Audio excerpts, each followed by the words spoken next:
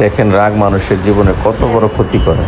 রাগ কখনই মানুষের জীবনের মঙ্গল বয়ে আনতে পারে না। সামান্য একটা তুচ্ছ ঘটনাকে কেন্দ্র করে গতকালকে রাতে এই যে উত্তরা স্কোয়ারের সিকিউরিটি আর অটোওয়ালার সাথে ঝগড়া হয়। সিকিউরিটি রাগান্নবশত তাকে মারধর করে এবং কি মার্কেটের ভিতর নিয়ে যায়, নিয়ে মারধর করে।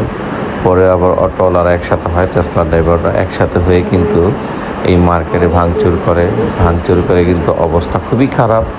দেখেন, এই দোকানগুলো থেকে লুটপাট করা হয়েছে।